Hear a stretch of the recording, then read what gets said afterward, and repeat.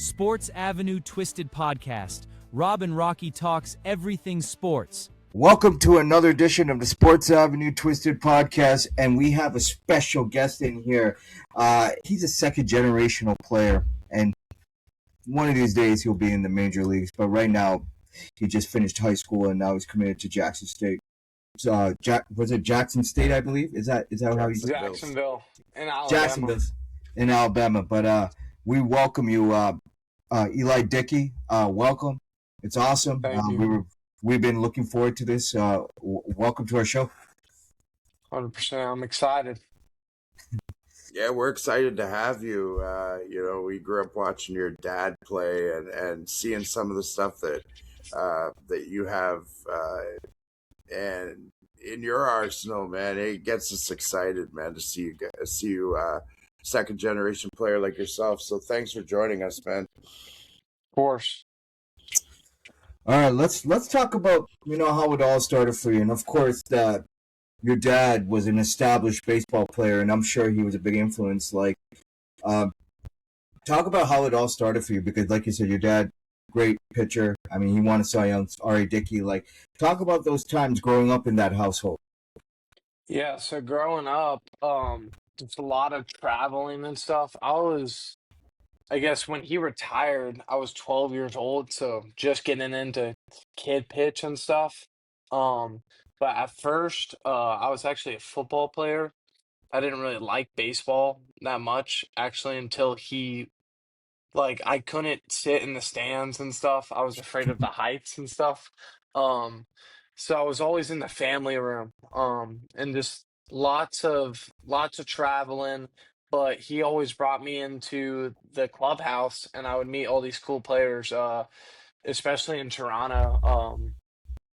There was one guy named Nigel there. He was the cook, and Okay. I went in so many times that he memorized my order. And just eating with guys like Josh Donaldson. If you remember J.A. Happ, Yeah. he was a really good friend of my dad, and they were locker buddies. And I heard them talk about pitching, and as the years went on, I started to grow for the love of baseball, especially in 2015 when the Blue Jays had that run, and Bautista hit that home run. Yeah. I was in the stands, and I remember just the excitement of just playoff baseball. And then I realized this is what I want to do. I'm still gonna play football and stuff, but this excitement and this level that I want to be a part of, and I saw my dad be a part of, just led the passion to go from 6 out of 10 to 10 out of 10. And then it was perfect timing because he only played for 2 more years after that. And then when he came home, he could actually spend the time he needed with me to actually teach me how to play the game.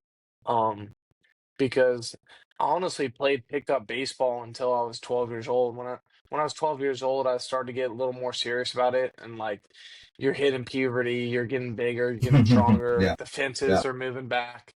So he honestly came at a perfect time.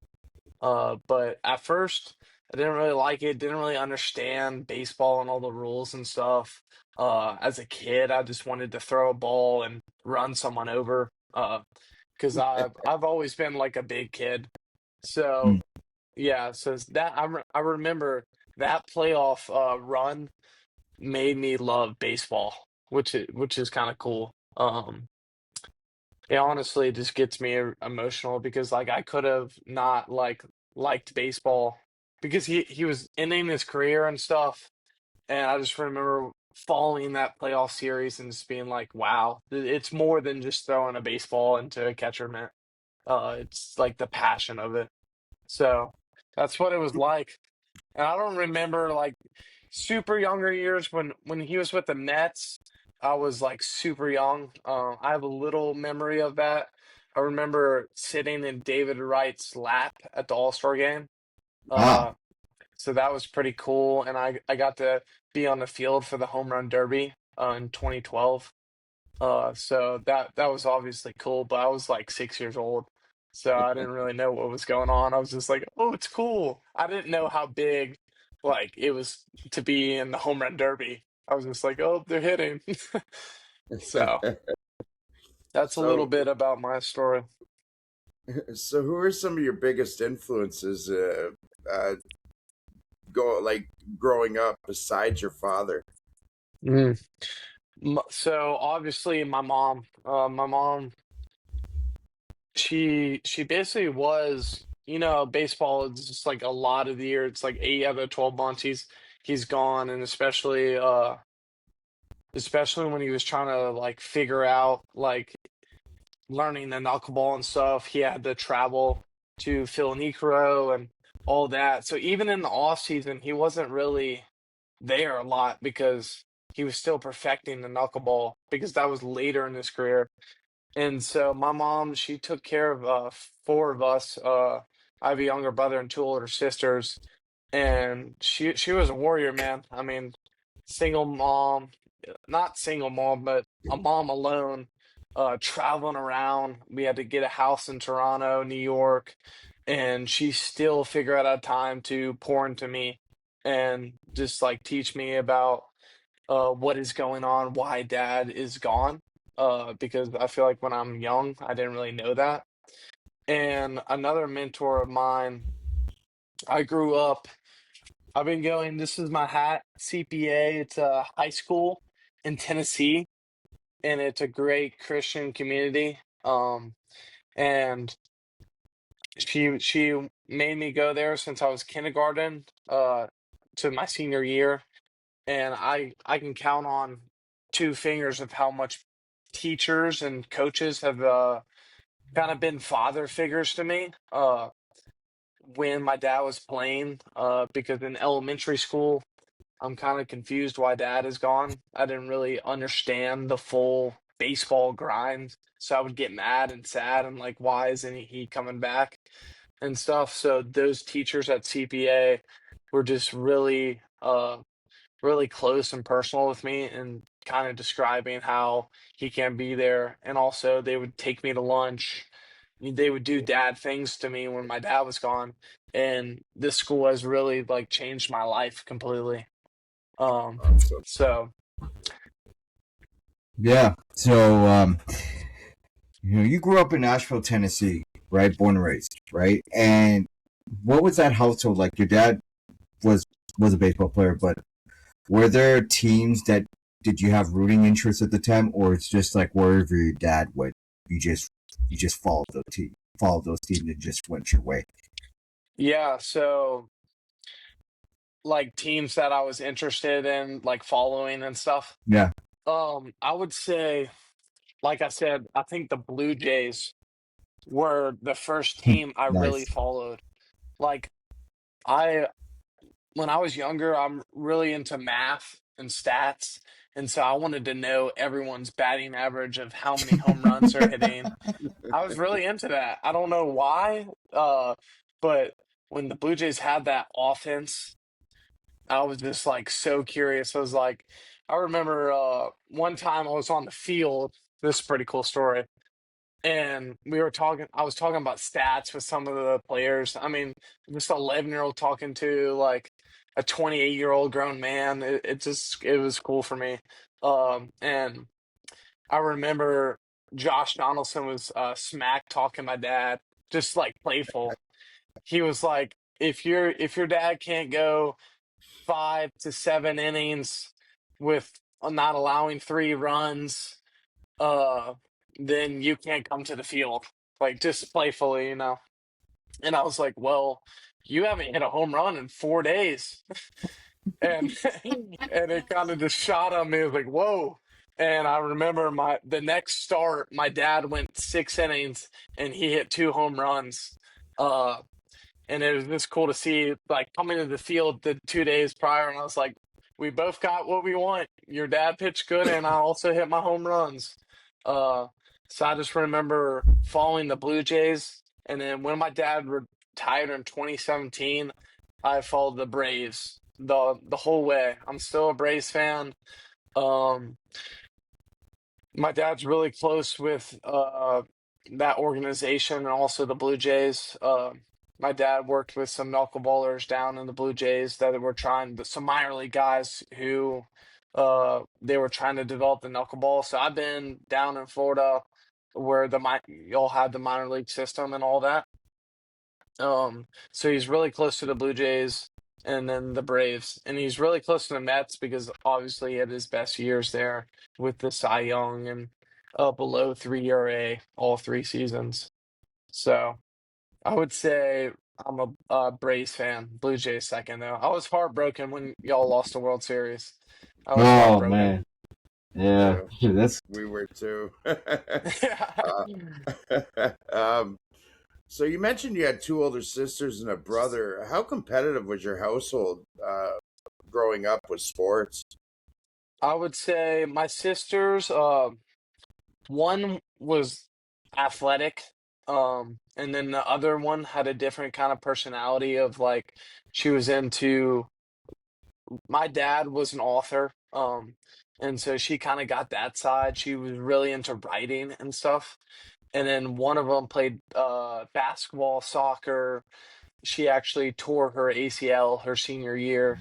Oh, wow. So she didn't get really recruited her senior years, but she was super athletic. She was also like 4 years older than me.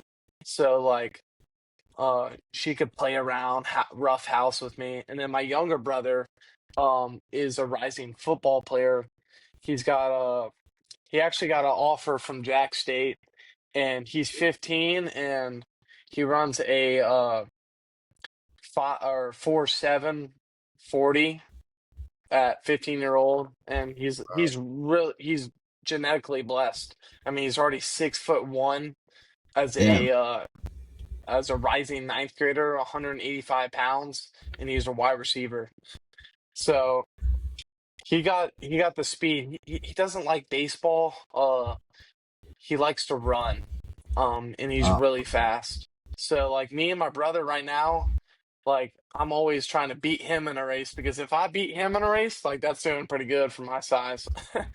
Um, but yeah, he's a monster in the weight room. He's getting benched. He can bench already like 240. Um, wow.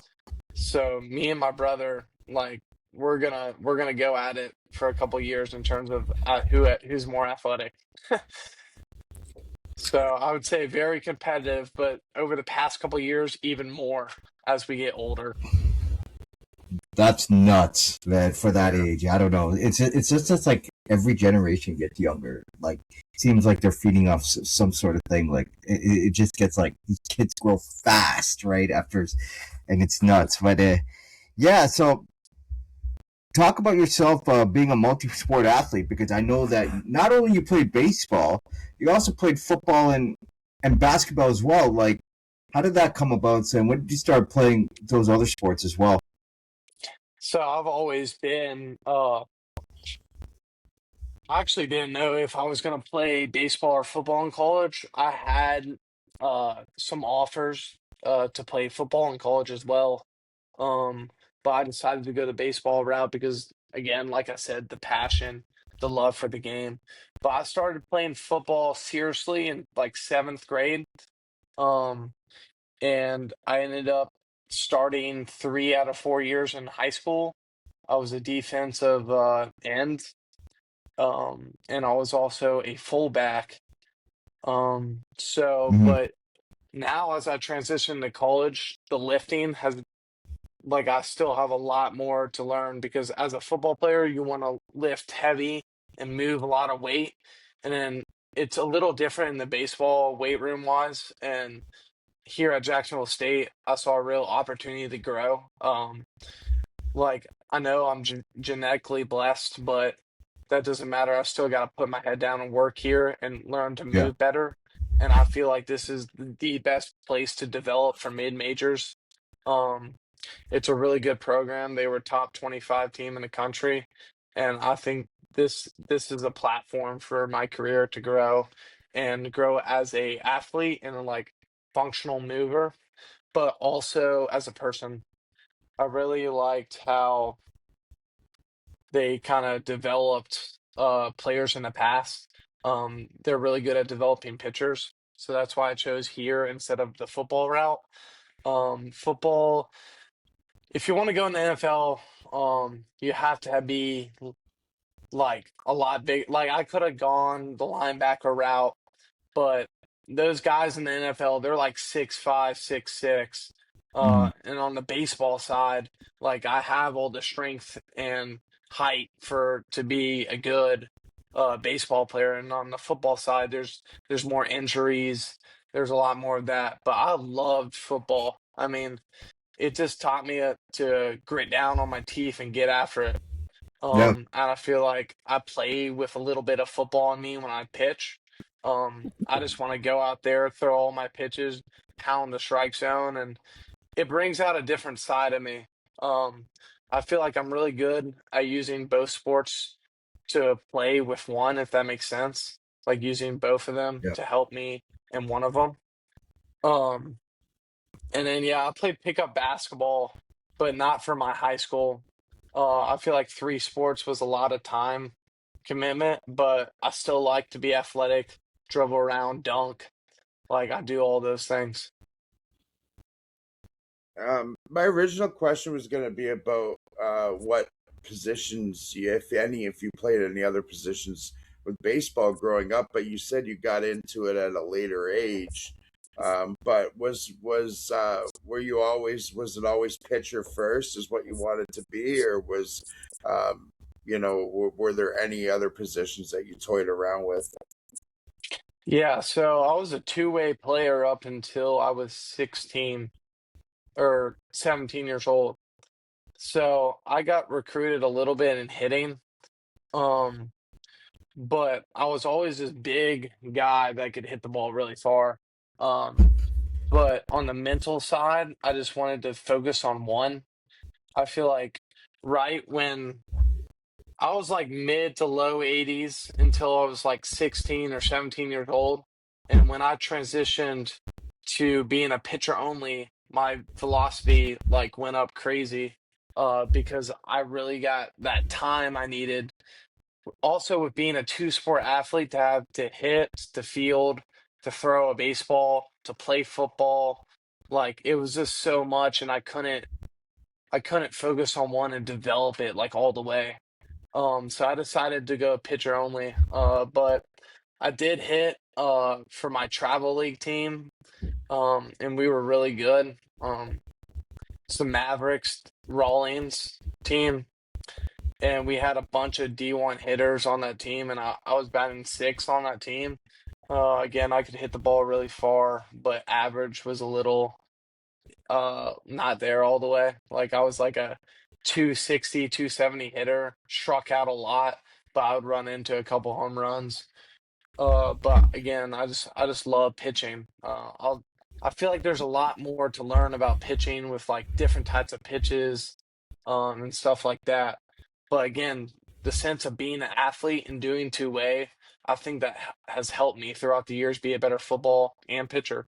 So I feel like they all correspond together. Talk about your high school times at Christ Presbyterian. Who were the coaches that helped you out throughout your process? And like you said, did you have a growth spurt during that span, or did you started growing a lot quicker before you got to high school? Because everybody's growth spurt is different. Yeah, so coming into my freshman year, I was exactly like my brother, about 6'1", and now I'm like 6'3". I was 6'1", but probably 200 pounds, and now I'm 6'3", 225 pounds, 225 pounds. Um, so I grew probably 2 inches in high school and about 25 pounds. So I would say I was this big, like tall kid in middle school, and then a bunch of my muscle came into my high school. And my dad was the pitching coach there. Um, the athletic director was Engel Martin. He played in the NFL Okay. for the Green Bay Packers. He was a quarterback. He was also my football coach. And then my head baseball coach was Coach Nesbitt. And when I talk about developing developing you as a person, like Coach Nesbitt is the top of the top.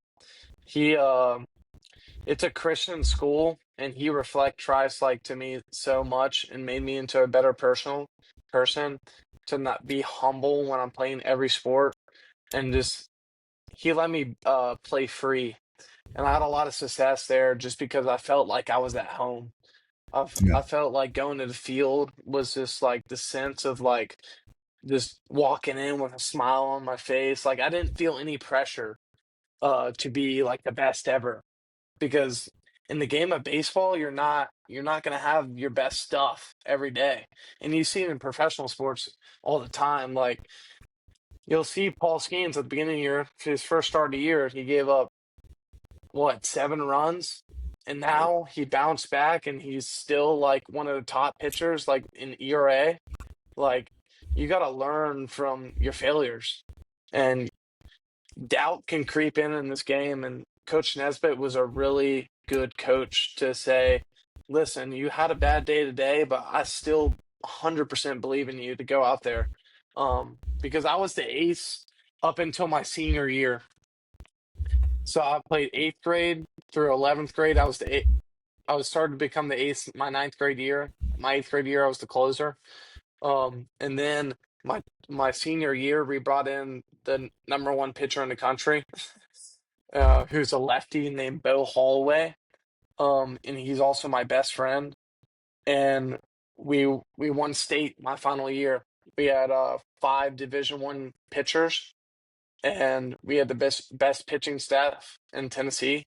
But again, like to say all that, like who am I like without Christ? And Coach Nesbitt Right. really showed me that, like part of it. And then my dad was a really good, he knew the game, obviously. He was a Of conventional course. arm for Tennessee. He was up to he used to throw hard. It's not when he developed the knuckleball until he was 30. Right. So I would say Coach Nesbitt and my dad, just learning all about the game. And also Coach Martin was a really big piece in it because he was my football coach. He could have said, you can only play football if you want to play for me. Like I want you to fully commit to football. But no, he said, Eli, I want you to do what you want to do. And if it's playing both sports at a high level, then do it. And so, I'm just super thankful. You committed to Jacksonville State on in a November of 24, and they have a new coach in Travis Creel. Did he reach out to you before at all to welcome you to the team, talk to you, and when you were recruited? Coach Creel? Yes. Yeah, Coach Creel, he's a great guy. I see him at the field every day. So I'm down here right now. I see him at the field. He's really humble and composed, and I couldn't be more grateful for just a head coach replacement, to be honest. I've only known him for a couple weeks, but he called me once he got the job and he said, I know this is a big change for you, but I'm just really excited to get to work. And I feel like if we just get to work and put our head down and not like, oh, stressed out, new coach and all that, like he was really he's really positive and composed in this whole transition of the new coaching staff. And that's what I was looking for. I was like, if a coach came in and was like stressed out and like going around like we got to get these guys, like I don't know what I'm gonna do. But Coach Creel has been like a really, really composed, level-headed guy, and that's what I want to play for, to be honest. So he's been great throughout the process. Talk about your dominance as a pitcher, right? And I look at it as like, wow, like impressive. Like 1.99 ERA, you had 262 Ks and 232 innings pitched. And what would you say which year in your mind felt like it finally clicked for me? It just worked, and I finally felt like I was established as a starting pitcher. Yeah, so again, 8th grade year, I was the closer. I was pretty wild, to be honest. Like I was always just really hard throwing 8th grader. I mean, as an 8th grader, I was already throwing 84. and on the high school team. So I was always this hard throwing eighth grader. But when I learned how to like, develop 4 or 5 pitches that I can throw, and tunneling was a big thing. I would say my recruiting summer, my freshman year, I got all state. Um, I struck out a lot of guys, but also the walks were still there. My junior year was my best year by far. I had a below 1 ERA. I had a 0.7 ERA, and I only gave up like 1 home run and like 3 doubles the whole year. And my walks were down like 30 from the year prior. So I would say my junior year, and I also had 3 pitches. I developed a splitter that year. Um, so I always had a fastball and a curveball, and I had both types of fastballs, 4 and 2 seam, and a curveball. But adding the splitter just like helped tremendously. Um, like when I faced good lineups, for those who were going, I faced, Tennessee commits and Kentucky commits, and like we played in a really high level league. And when I got that splitter, it would get got hit good hitters off my fastball because they're not scared of 90 miles an hour. They see it in summer all the time. So if I had that splitter that I can tunnel that fastball with, it helped tremendously. And also help more swing and misses because they can't just sit fastball. So flipping a splitter in their first pitch or a curveball in their first good hitters, it really helped my walks go down because I wasn't trying to muscle up and throw 192, by them. Like I can pitch. Like I was just not a thrower. I became a pitcher. And so I feel like that was a big thing for me. Uh, your arsenal features a fastball that can touch, I believe, 92 from what I saw. And you also feature a curveball, and you learned the splitter, as you mentioned, just mentioned. And have you ever considered trying out the knuckleball like your dad, or is it just something that you like, mess around with? I always wondered that, man, because No, he had a great one. yeah, I get that question a lot. I mean, I have a knuckleball, like I know how to throw one pretty good.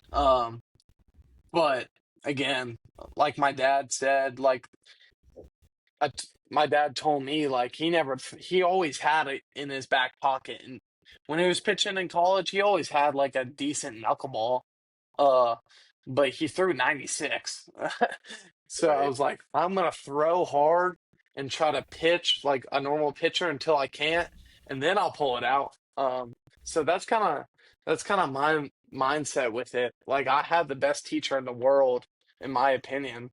Um, and so whenever this arm decides, oh, you don't have 90s anymore, or something like you're getting hit, uh, like I talked to him about learning it even better and actually developing it into a pitch. So it's always there if I need it or if I want to learn it better. Um, but my hands are actually really big.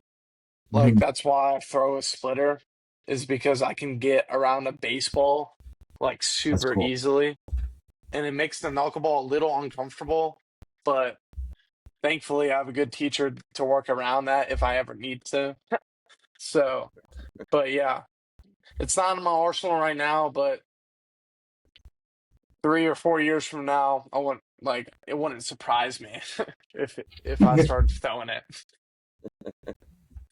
When you were playing at first base and you were as a hitter at the time, and talk about your profile because I know that you were trying to hit for power. You said you were hitting 260, 270.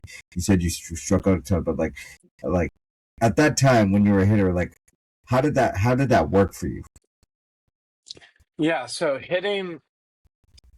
I feel like hitting and pitching is similar movements. Like I still hit now, uh, like on the field, like at Jack State while I'm down here. They can't coach us, so we sometimes go to field and hit. And I feel like it translates to the mound, like in terms of rotation and stuff. But yeah, I had really, really, really good bat speed. But my swing was in and out of the zone really quickly, if that makes sense.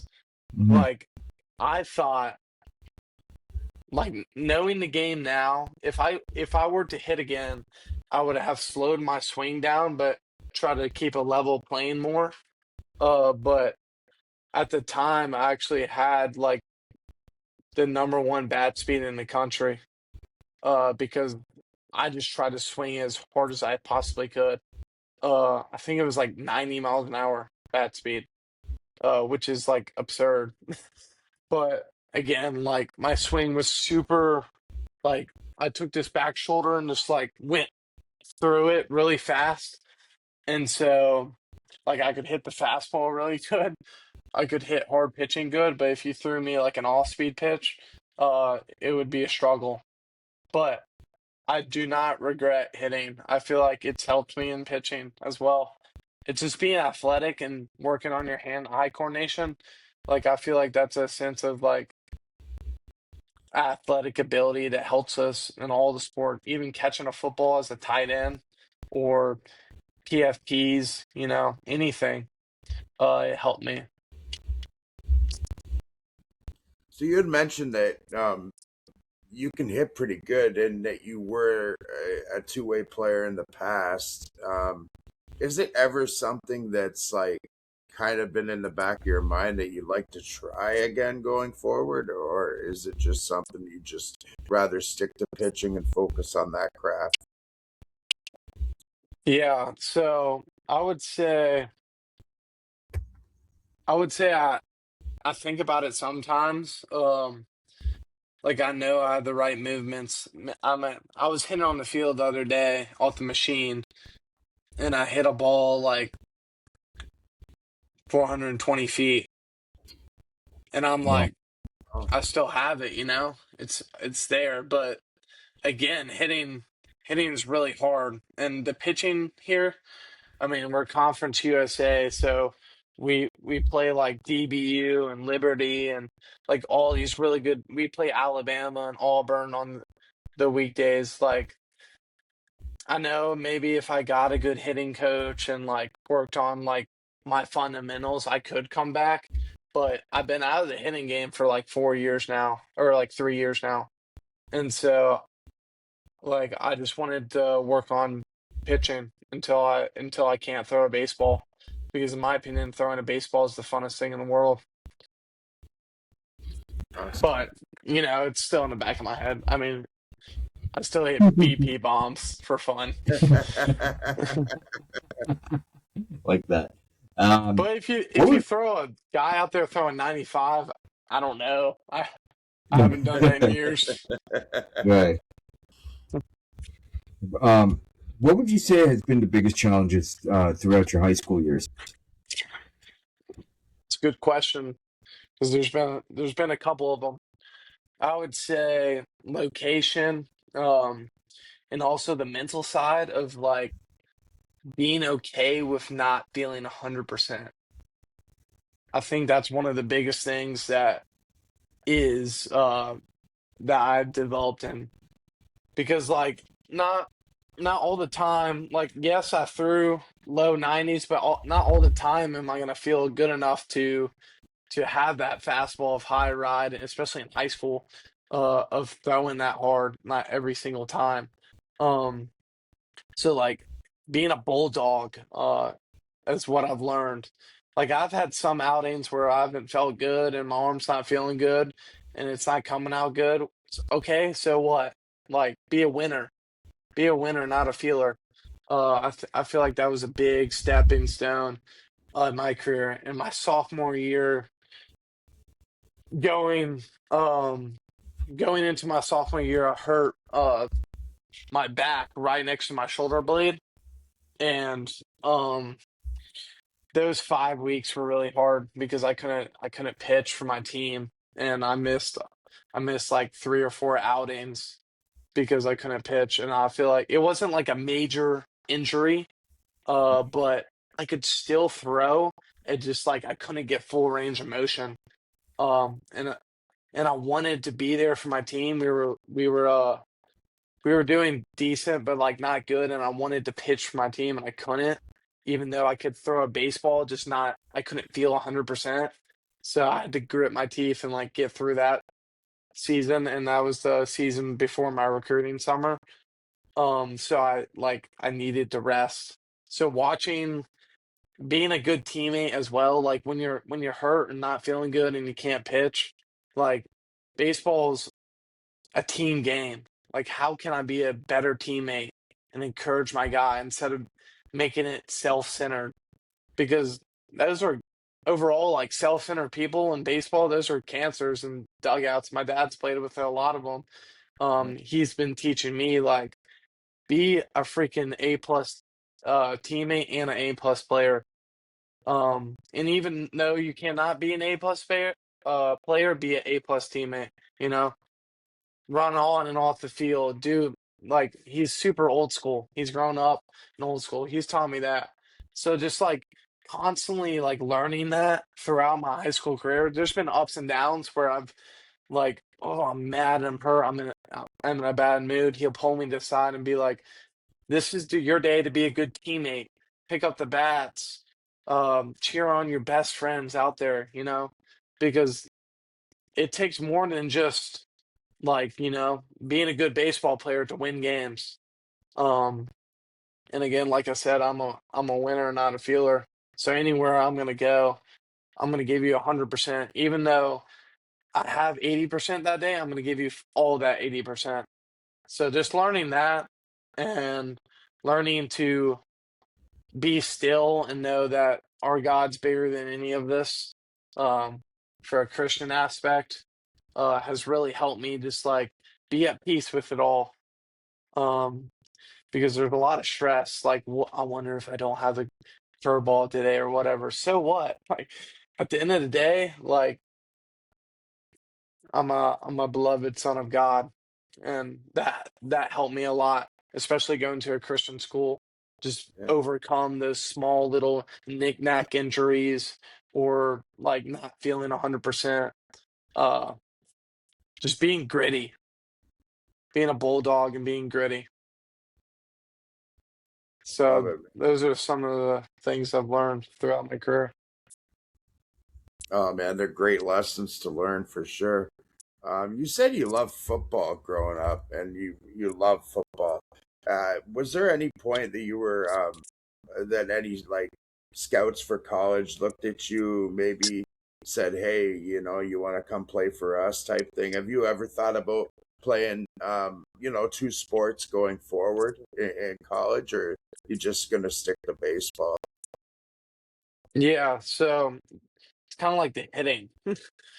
Like I know I have it in me to play at a high level, and I got offered by UNLV, and Wow. some military academies have reached out to me on X and stuff, talking about maybe playing. But my loyalty and my commitments to baseball, and also Jack State, they also wanted me to play two-way. They said if I could come out and put on some pads, they'll have me, which is cool. But also like if my head's thinking about two different sports, like I want to freaking develop. To be honest, I feel like in my heart and my soul, like I haven't given it my all to this baseball yet.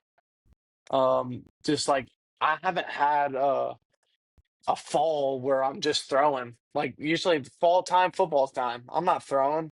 Like if I try to throw during football, I'm gonna hurt myself because I'm freaking sore from, hitting people all week and being a football player. And so Yeah. I'm really, really just excited to focus on this in the fall and see if I can, develop into my full potential because I haven't gotten there yet and I know it. So I'm just pumped up to grind. I love it. I love the enthusiasm. I love the motivation. But to wrap this up, what are you looking forward to Jacksonville State? What's your mindset? What's your goals? What's your future plans? Because You know, every kid's dream is try to get to the major leagues, of course, and I'm sure that you have that same pathway. But heading into your freshman year, what's your mindset? Freshman year, my mindset is don't compare yourself to anyone. Put your head down, work. Um, know at the end of the day, because I might have some hard days where my body's being pushed to the limit, and knowing that the end of the day, like I'm a beloved son of God, no matter what. Um, I do have goals to play, but it's all in His hands. All I can do is focus on the present. That's my mindset because I feel like coming into college, there's a lot of like, ooh, are you gonna play your freshman and all this stuff? And like, you did good in high school, but what are you gonna do in college? Uh, like I try not to get wrapped up with all that stuff, and all those thoughts. I'm gonna live every day to the fullest, and I'm gonna give it my all, and that's all.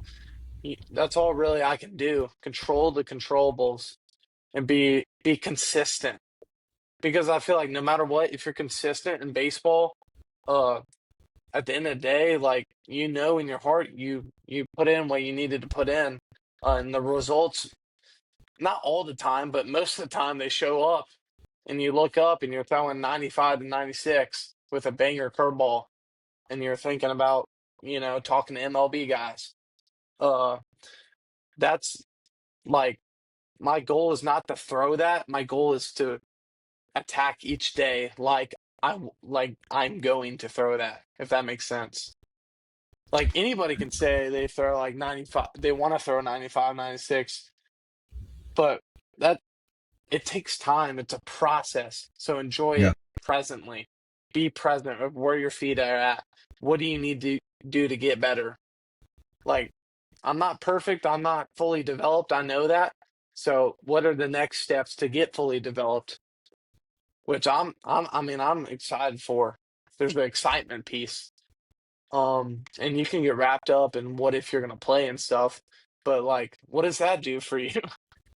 It only causes Yeah. more stress and more anxiety around college baseball, if you know what I mean. So be present, put my head down and work, and be humble because when I get there, or if I do, if it's in His will to get there, then I don't want to be like, oh, I'm this big bad person that throw high 90s. I know it all. You know? Don't let my ego get to me. Be humble, stay in the word, live every day to the fullest, build relationships. I mean, there's so many sides I'm excited for because I'm gonna meet new people from different states, maybe different countries, just playing summer ball and stuff. In those leagues, like they send their players to like across the country to play. And so, I'm excited. I know it's going to be ups and downs. I'm not asking for a perfect freshman season or anything like that. Again, just living presently. Well, Eli Dickey, man, that was an awesome interview with you, man, and we're gonna look forward to it. You're carving up your own wing to build your pathway to your career to build your own name, but you're going to play summer league next, right? What else? What's your next goals before you hit to college? Yeah, so my next goals before I hit to college is I'm not playing summer until after my freshman year. I Okay. might not even like if I pitch a lot during the season, they won't send me off to summer. Like if I pitch a ton, but if I pitch a little bit or a medium amount of, like they might get me some innings in the summer. Right now, they have us on a program down here. Like I'm going to the field every day and I'm throwing and I'm working out with the strength coach and I'm building relationships. So just being consistent with that, um, and not like again, no complaining. Like I'm a freshman. I know I have to earn my spot. It's not gonna be gifted to me. So I'm just gonna put my head down and work and be grateful for what I have. Like it's cool to play college baseball. It's cool to be around Yeah. these guys who've been coaching college baseball for years. Even Coach Krill, he came from Southern Miss. He's recruited like guys that play on the USA team. And that's pretty cool. Like, how can I learn from him? How can what is he going to teach me out of the game where I can add to my game? So it's just exciting. But right now I'm just lifting and I'm about to start throwing again. Oh, I guess I won the state championship like a month and a half ago. I took a little break, but now I'm back throwing and preparing for the fall, in terms of velocity and just like a throwing program. Hey man, this was awesome. And we're definitely going to be following your journey as you make a name for yourself through the ranks, and work hard, like you said, to do that. And where can we find you, or where can our listeners find you on social media and everywhere else to follow your journey as well? Yeah, so I'm on Instagram. I think it's Dickey at 43. Um, to be honest, I'm not really a big social media guy. I'll post every once in a while. But if you want to find my journey, I'll be on Instagram. And Jack State, they stream in TV, ESPN Plus. So if you want to watch Jack State baseball, that's where you watch it. Awesome. Well, we'll make sure that we place Eli's description below where you can find him. And make sure you follow his journey because he's going to be a name to talk about for years to come. But till next time, take care. Be kind to each other. Signing off on the Sports Avenue Twisted podcast on Tuesday, June 30th, 2026.